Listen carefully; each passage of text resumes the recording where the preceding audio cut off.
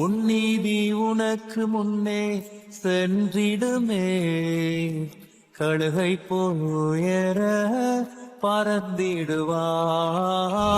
உன் நீதி உனக்கு முன்னே சென்றிடுமே, கழுகை போல் உயர பறந்திடுவாய்.